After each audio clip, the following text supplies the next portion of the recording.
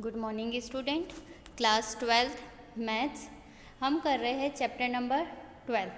Chapter number 12 है linear programming और आज इस चैप्टर की हम कर रहे हैं 12.1 एक्सरसाइज और इस एक्सरसाइज का हम सॉल्व करेंगे क्वेश्चन नंबर सेकेंड।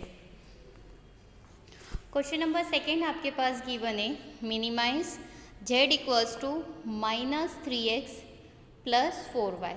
ये वैल्यू गिवन है equation z equals to.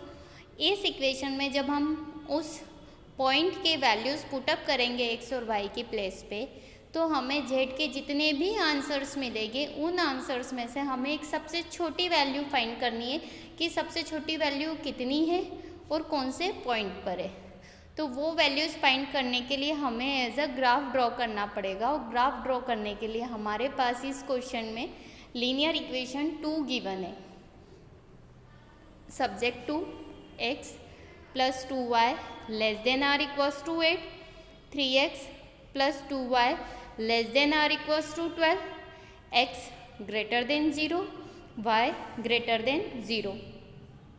Solution करते वक्त सम में हमारे पास जो भी मटेरियल गिवन है फर्स्ट ऑफ ऑल हम क्या करेंगे उसको नोट डाउन करेंगे। Solution the feasible region determined by the system of constraint x plus 2y less than or equals to 8, 3x plus 2y less than or equals to 12, x greater than 0, y greater than 0। अब finally आपके पास यहाँ पे number of equations कितनी है 2 है। अभी less than और greater than के साइन एट प्रेजेंट हम छोड़ देते हैं। हमें मिनिमम हर एक इक्वेशन के कितने सॉल्यूशन चाहिए 2 सॉल्यूशन चाहिए। हम ग्राफ पेपर पे सबसे पहले x एक्सिस और y एक्सिस ड्रॉ करके रखेंगे। मिनिमम हर एक 1 सेंटीमीटर पे हम 1, 2, 3 का डिफरेंस भी ले लेंगे। क्लियर। सबसे पहली इक्वेशन सपोज कर ली हमारे पास है x plus 2y equals to 8। इसके लिए एक टेबल बना ली हमने, राइट। सपोज x की वैल्यू मैंने कितनी ले ली 4। x की वैल्यू मैंने कितनी ले ली सपोज 4 ले ली, राइट। x की वैल्यू अगर मैंने 4 ले ली है तो कितना आ जाएगा 2y इक्वल्स टू कितना आ जाएगा 8 माइनस 4 4, मतलब y कितना मिल गया 2। मतलब 4 लेने पे ये वैल्यूज़ मेरे पास कितनी आ गई 2 आ गई। मैंने 4 लिया तो कितना मिला 2। अब x की प्लेस पे मैं सपोज कर लेती हूँ 8 लिया तो देखो प्लस 8 में से 8 माइनस करा 0, इट मीन्स ये कितना हो गया y कितना हो गया 0। अब सबसे पहले हम पहली इक्वेशन की एक लाइन ड्रॉ कर लेते हैं ग्राफ पे, फिर सेकंड के लिए हम सॉल्यूशन फाइंड करेंगे। तो फर्स्ट के हमारे पहले आंसर है 4,2। 4 कहाँ है ये रहा, इसको 2 तक बढ़ाते हैं। मतलब कहाँ बढ़ेगा ये पॉइंट आया हमारे पास 4,2, ये मैंने मन से पॉइंट लिए। फिर 8 को बढ़ाना है 0 तक तो एक पॉइंट ये, राइट। इन दोनों पॉइंट को मिलाते हुए हमने एक लाइन ड्रॉ कर ली। मतलब ग्राफ पेपर पे इस इक्वेशन की एक स्ट्रेट लाइन हो गई और वहाँ पे उस इक्वेशन का हमने नाम लिख दिया x plus 2y equals to 8, क्योंकि इक्वल सपोज करके ही हमने ये लाइन ड्रॉ करी है। क्लियर। लेस देन और ग्रेटर देन तो सिर्फ शेडेड पार्ट देखने के लिए काम आता है, सिर्फ इक्वल से ही हम लाइन ड्रॉ कर सकते हैं यहाँ पे। फिर सेकेंड इक्वेशन है 3x plus 2y less than or equals to 12, तो उसके लिए भी सॉल्यूशन चाहिए। तो सबसे पहले x की प्लेस पे मैंने क्या सपोज कर लिया 4, 3 4 ज़ा 12, 12 राइट साइड गया तो क्या हो गया 12 माइनस 12 इट मीन्स 0, मतलब y की वैल्यू कितनी हो गई 0, राइट। फिर क्या ले लेंगे x की प्लेस पे, अब हम क्या ले लें x की प्लेस पे सपोज हमने कर लिया कि यहाँ पे हम ले लेते हैं 2। सपोज हमने 2 ले लिया, 2 3 ज़ा 6, 6 राइट साइड गया तो -6, मतलब 12 माइनस 6 6 हो गया और इसका आंसर कितना आ जाएगा 3। तो देखिए 4,0 मतलब एक पॉइंट तो ये रहा 2 3, इसको कहाँ तक बढ़ाया यहाँ तक, तो इन दोनों पॉइंट को मिलाते हुए ये लाइन ड्रॉ करी, मतलब ये दूसरी स्ट्रेट लाइन हो गई। दोनों स्ट्रेट लाइन हो गई हमारे पास। और जिस तरह के हमने ये सॉल्यूशन फाइंड करे थे टेबल में, कॉपी में प्रॉपर वे में कैलकुलेशन करके सबसे पहले आपको हर एक इक्वेशन के मिनिमम 2 सॉल्यूशन फाइंड करके टेबल ड्रॉ करनी है। उसी के बाद आपको ग्राफ प्लॉट करना है on the graph paper. Clear. अब हमें 2 स्ट्रेट लाइन मिल गई। 2 स्ट्रेट लाइन का हमें कट पॉइंट भी चाहिए, इंटरसेक्ट पॉइंट। इसके लिए आपके पास इक्वेशन में जो भी 2 इक्वेशन गिवन है उसको हम क्या करेंगे, एलिमिनेशन से सॉल्व करेंगे और वहाँ से इंटरसेक्ट पॉइंट निकालेंगे, राइट। अब पहली इक्वेशन में x + 2y = 8, सेकेंड इक्वेशन है 3x + 2y = 12। तो सेकेंड में से फर्स्ट को माइनस कर देते तो देखो 2y से 2y कैंसिल हो जाएगा, यहाँ क्या बचेगा 2x और यहाँ बचेगा 4, मतलब x की वैल्यू कितनी मिल गई 2, राइट। 2 जैसे ही यहाँ रखा 6, y कितना मिल गया 3, मतलब इंटरसेक्ट पॉइंट क्या मिल रहा है आपको 2, 3। तो हमेशा इंटरसेक्ट पॉइंट आप कहाँ से निकालेंगे, दोनों इक्वेशन को एलिमिनेशन मेथड से सॉल्व करके इंटरसेक्ट पॉइंट निकालेंगे। अब हमें शेडेड पार्ट पता करना है। तो सबसे पहले इक्वेशन है x + 2y ≤ 8, मतलब ये जो इक्वेशन है x + 2y कैसी है, 8 से छोटी।